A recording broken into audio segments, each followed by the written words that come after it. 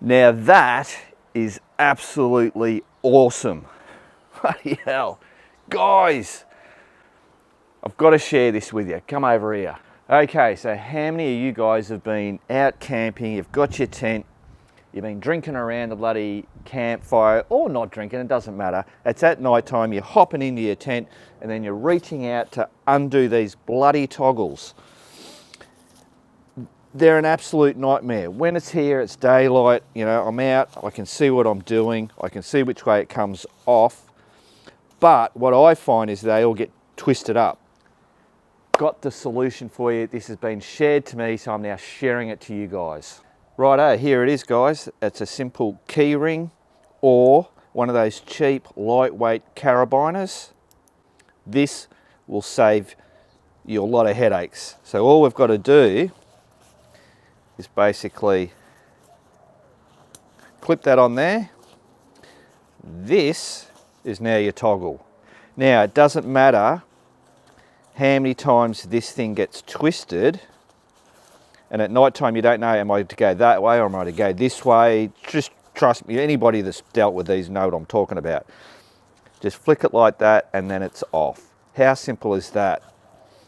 Or if you've got a key ring, get the key ring, thread it on. Now it has to be, you know, the right size key ring. You can't have a really large one. It's got to match whatever size you're, so that's it. A simple little key ring, whack it in, it's on, and then you reach up from out of there. It's not hard to do, boom, that's it. That is bloody brilliant. Now, if you're like me, guys, and you see that and you go, yeah, but if it's windy or you bloody knock your tent, these things are gonna fall out. Well,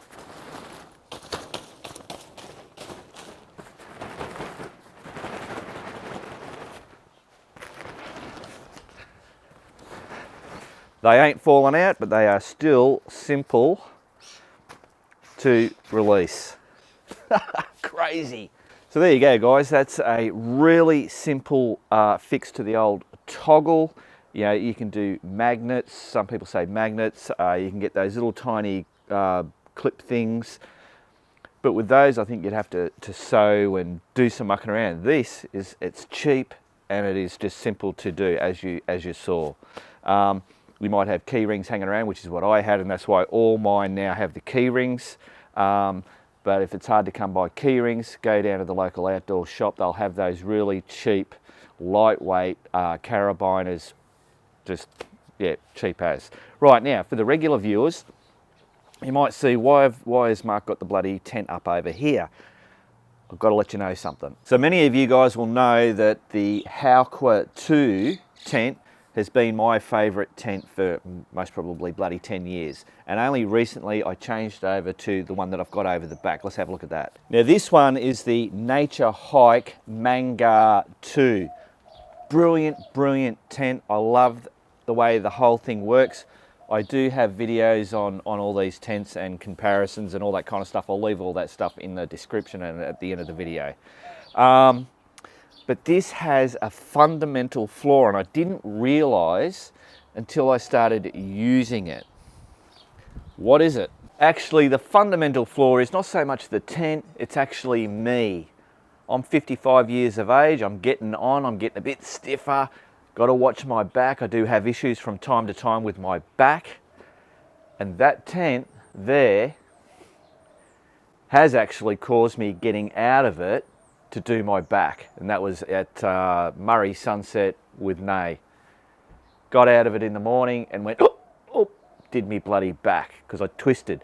So the fundamental problem really for me is that if you look at that one there, you see how big that opening is, and the other one, if you can see that, has only got a small one. Now, they've both got their one side vestibule down, but this one's so much larger. Even if I put this vestibule up,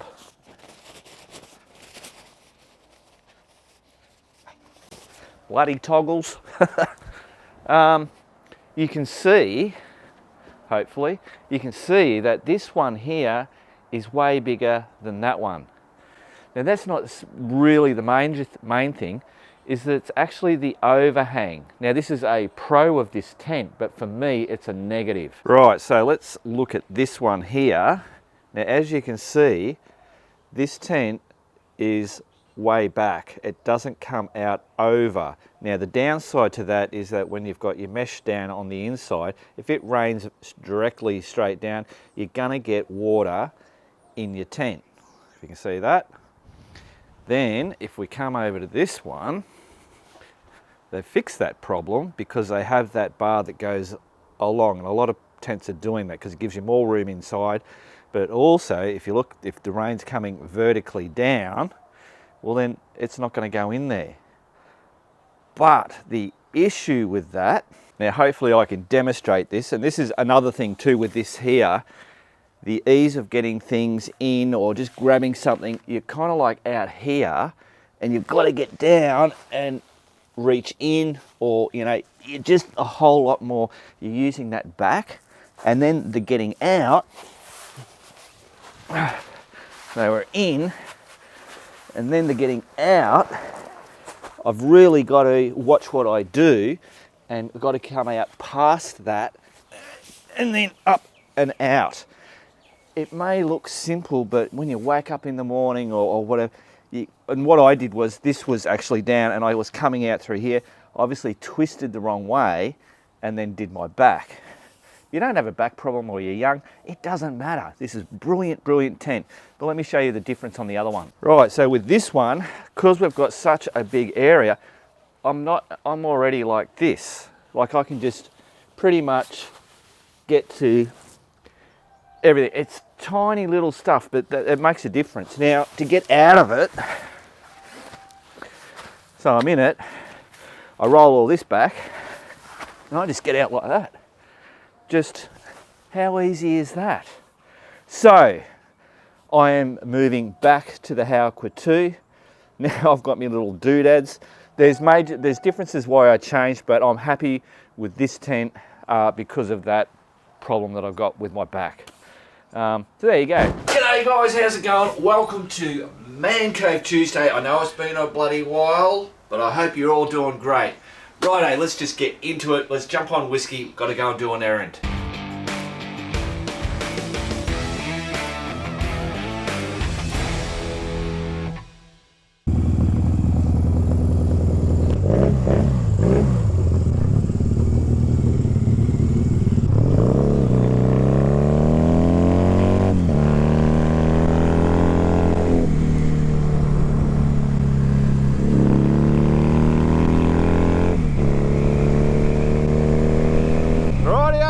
We're off to do a bit of an errand. We've got to go and pick up something for the podcast. That is, we're going to get one of those breathalyzer machines. I see, what is it, Super Cheap's got it. They're like normally 215 bucks or something, but they got them for 130, I think I saw it.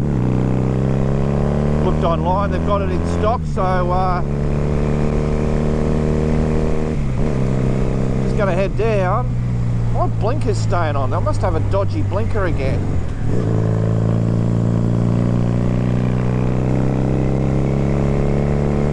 Righto, let's just go around this way. Take all the corners we can, keeps our speed down, but has maximum fun. I'm gonna miss the arrow. Yep, I did. That's alright. That'll be me before too bloody long, guys. He's got the old Jolly Roger. We're all heading that way.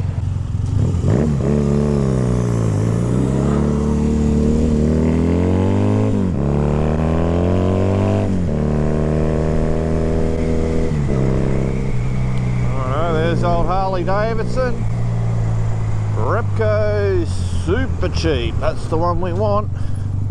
Really good having Repco and Super Cheap next to each other, because when one doesn't have it, the other one normally does.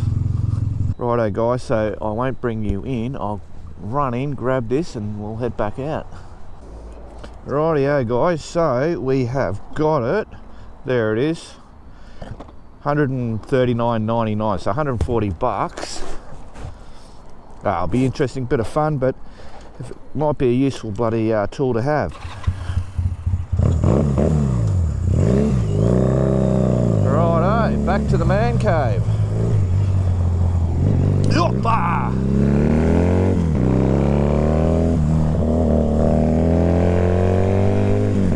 Oops, that was a mistake. Sorry guys, I went through a stop sign. I should have stopped there, dickhead. I do apologise to Mr. Officer that might be watching this. Remember, in car parks, we're always looking out for the kids running out from cars. Always wary. Yep. Yeppa. Hey. Righto guys, back to the man cave. Rightio guys, it is cocktail night here at the Biker Bits HQ. I'm the only bloke that is dressed up for the occasion. The only one that's given a chance. P.S. not a bloke. You're not, well, that's true, that's true. Right, what we're doing is we're going, what are we making? Negroni.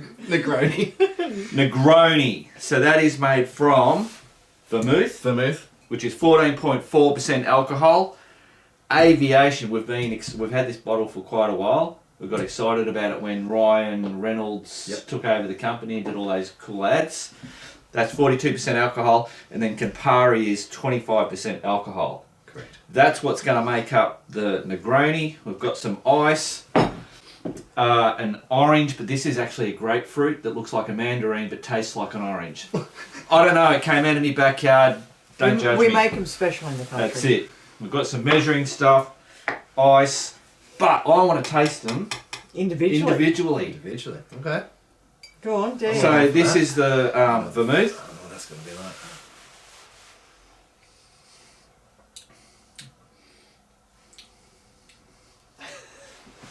That's an interesting taste. I think with like a soda water or something like that, that'd be. Oh. It's just a bit. I don't know what you. It's like a port, a watered down port. That's what I would say. Tastes like straight cordial. Straight cordial. Yeah. Go over like Denizen or something. Oh well, yeah, mixed Denizen. Campari.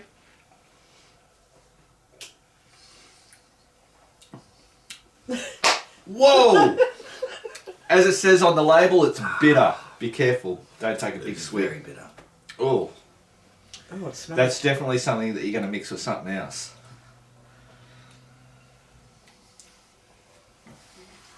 It's very intense. Yeah, very intense. Don't yeah. All right. Excited. That's Here we go. dry. That is dry. It is dry, isn't like it? Yeah. Dries your tongue out. Very. Yeah. All right. That smells like aftershave. I swear to God. It absolutely does. Yeah. Like cool ice or. I don't know that I want to taste that one. 42% is going to be pretty. Yeah, it's got a kick to it. I'm gonna take off. It's aviation fuel. Oh yeah. So 42% alcohol on that. Okay, so we won't drink that straight. As a So general rule. gin. The whole thing with gin, it's got to have juniper berries or something in it, doesn't it? Yep. And that's what obviously that flavour is. It smells like metho. If I was to drink one of these by themselves, I'd go the vermouth. If I'm saying that right. Vermouth. Vermouth. What did you say? Start making, man. So we're going with the aviation. Do you want to cut us up some slices? Can I put the ice in first? Yeah. Tongs and Do all. you have to do that? Now we don't have clear ice. I was watching a YouTube video where a guy was making bloody. I went down the rabbit hole of bartenders showing you how to do drinks and stuff. It was Tipsy Bartender. Tipsy Bartender, yeah. For the- He was for the pretty no. good. He is very good. Righto, so one part of that. Mm-hmm. What's the next one to go in? I don't know if it matters, if there's meant to be an order. I wouldn't think it is, but if you're I just do things. a bartender connoisseur, there would be definitely an order in which to put them in. Absolutely.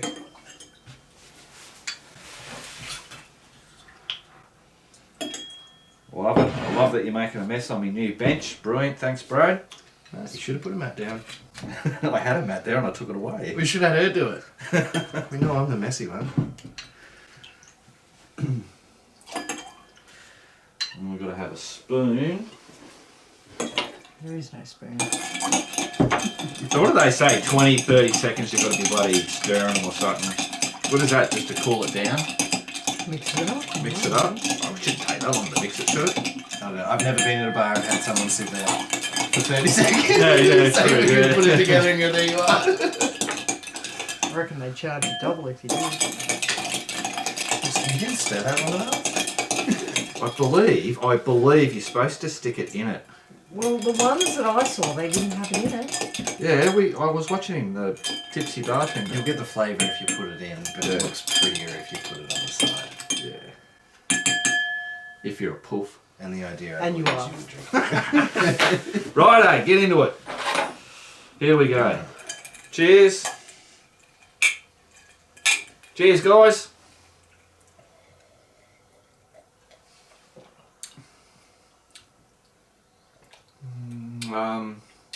First thing was like, oh, it's not bad. I think less on the bitter. I That agree. seems too much bitter. Yeah, yeah. It needs... But that's how they say, one part of everything, isn't it? It was one that I looked at, yeah. Yeah. I imagine there'd be a few twists, but I reckon you'd be better off doing that on the gin and the vermouth, and Yeah. one of them on the Campari. Yeah. Because that's definitely the strongest in it, I reckon. That's the bitter one, isn't it? Yeah. Yeah, definitely. Yeah. So, I think you taste the gin just as much as you'd want to, yeah. and you get plenty of the sweetness initially. Yeah, give me But- that. But the bitter is definitely the lasting Oh, taste, that's that's for sure. Yeah. Well, there you go, guys. With the grapefruit, orange, mandarin thing. Ferment. Float in there, yeah. So what are we saying? Negroni? For me? No. I mean, I wouldn't buy it, but I wouldn't order it. I would. I wouldn't fucking drink it either. I wouldn't say no to it, but There you there's go. not much I won't drink. Righto, back to the man cave. Oh, I hear a motorcycle. We've got a motorcycle. Who we got? I know who it is. Big Marty. Mate, you, Guys, so you've been out, what, you said you're out in the Never Never. yeah, went up to Broken Hill, Yeah. Birdsville, Maree, Mount Dare, Holy shit. Adelaide, Yeah. back here, That's a big bloody, that's a big ride. just to see how reliable the KTMs are. Turns out, didn't miss a beat. Yeah. Yeah, brilliant. Well, I better get the cuppa on. Ripper. Rightio guys, so the cuppas have been had, quite a few stories, good bloody stories. So how many Ks in total? That's 7,000. 7,000 kilometres. And how long? 2.5 weeks, I think. Yeah, 2.5 weeks, wow. Check out his new, can you read that one? I reckon that's a bloody ripper. Life without adventure is like pizza without cheese. How true is that? 100%. Yep. How long will it take you to get to your joint? 2 hours. 2 hours from here, yeah. I'll go to the city traffic, I suppose. Yeah. It'll slow us down a little bit, I guess. Right, see you, man.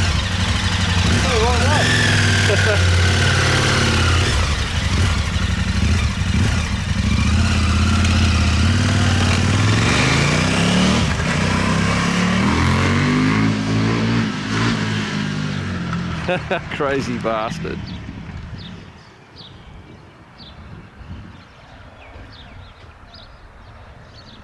I just want to quickly show you what's going on in the podcast.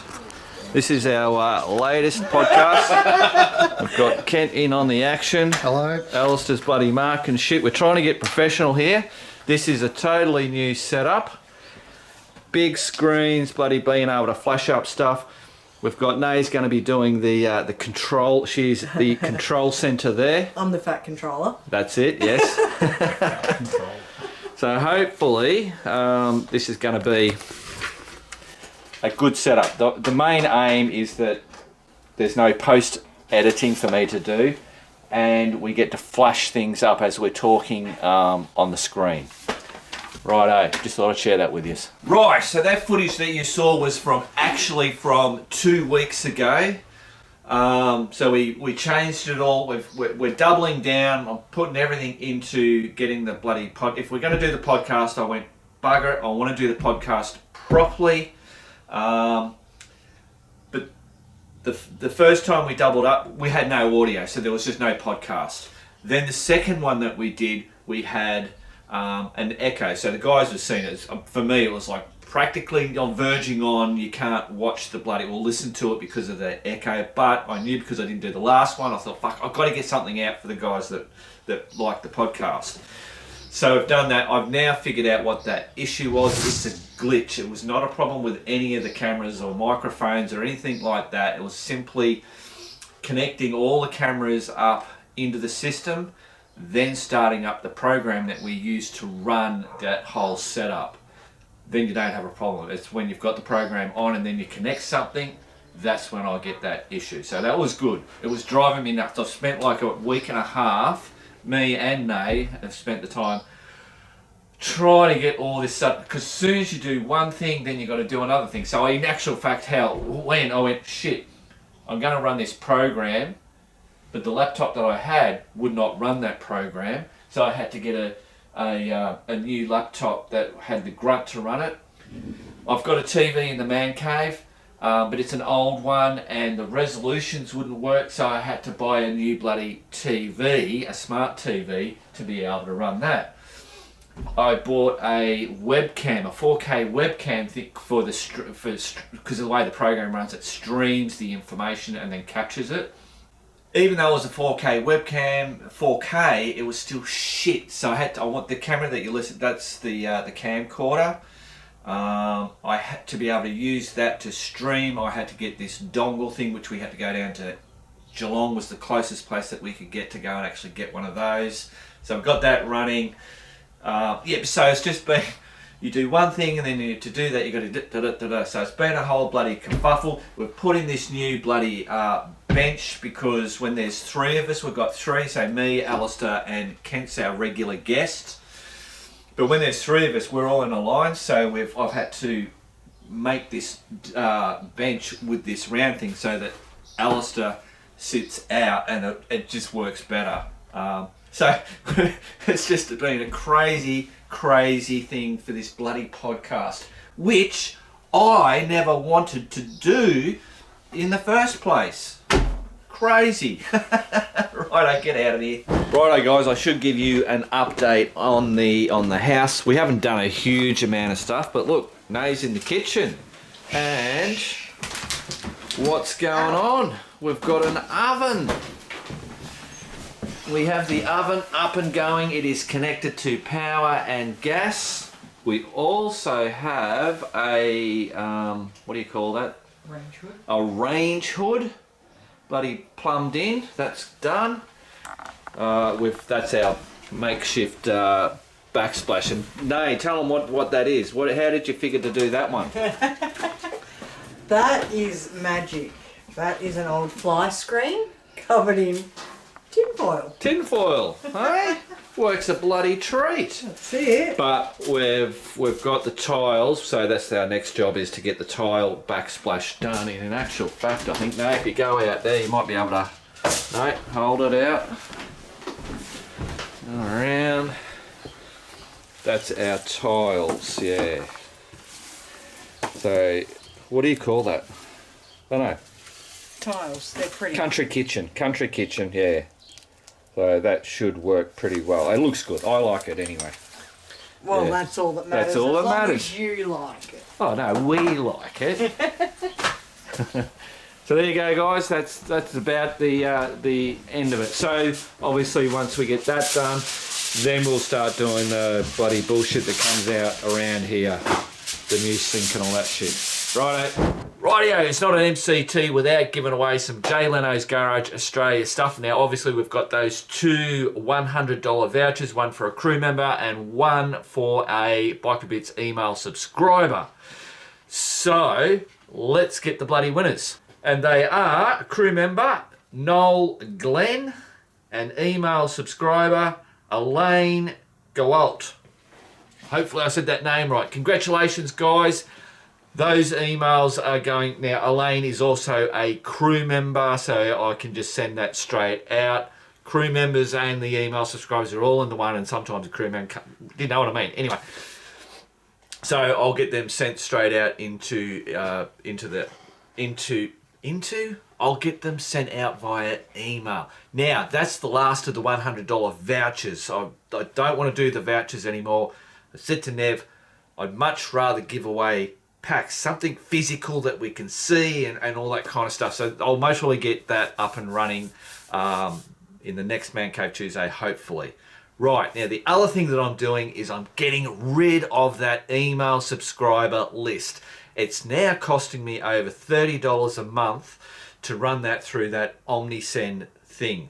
With the way the Australian dollar is at the moment, because it's like 20 bucks American, that now is converting over to $30 a month. I've had it for 9 months, I've been paying, and I've sent 3 emails out.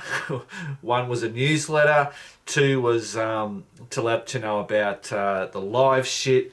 I'm just not a person that sends out, you've got to make up bullshit. And I've got products and stuff. I'm just not one to push and sell. I hate getting the emails myself. So I'm wasting money. Money's just pouring out my bloody pocket for no reason. So I've stopped it. That's it. So what I did was I deleted everybody's contacts, all the emails and that in that program, deleted. And then I cancelled my subscription to that. Cool. Righto. Oh, actually, guys, another reason for to cancel that subscriber thing. When I send out the email, it tells you, how many it goes to, and if there's any bounces, and who opened them, and all that kind of. It was never over 40% of the people would actually open the email. So it's kind of like, what's the bloody point of it? Now, anyway, so that's all right. That's good. We got to try these things. If it works, it works. If it doesn't work, close it down, move on, do something else. It's not a negative, it's a positive. That's just the way these things bloody work. Same with the podcast bullshit. You try, you just got to keep on trudging on. So now I said that I was going to do the helmet. So that modular helmet, the Safari modular helmet that we're giving away, which was from Essendon Motorcycles and Mowers. I was going to do it in this one, but I didn't get a chance to get down to Essendon Motorcycles and Mowers and draw it there, if you know what I mean. I wanted to be down there to do it. I could do it here, I could do it right now if I wanted to, but I'd much rather go down there and do it down at the shop with the guys. So sorry for not getting it done this one. I'll get it next time. Now, if there's not going to be a Man Cave Tuesday for a week or more than a week, I'll actually do just a special video for that giveaway down at Essendon Motorcycles and Mowers. Righto, back over to the Man Cave. Well, there you go, guys. That is Man Cave Tuesday done and dusted for another month. I think it's been about just over a month since I last done an MCT. Not guarantee that these are coming out every week. I've got lots of other bloody stuff that we're trying to get done. Anyway, boom, look at that. There is a sign by Nay, if you can see that. So the old Royal Enfield made like a gun. This is actually a pretty cool one because this is on a 44-gallon drum lid. And it's actually got, hopefully you can see that. I might have actually showed it. So it's got the actual stamp embossed on the tin there. I really like that one. She's actually got a few of these on the website. I think she said $180 delivered anywhere in Australia. So that's a decent bloody sign to hang up. In actual fact, Essendon Motorcycles and Mowers down in Melbourne have that right on their back thing, but it's actually a really, really big one that she did for them. There you go. Righto guys, remember, keep on riding, and if you ain't riding, keep on keeping on.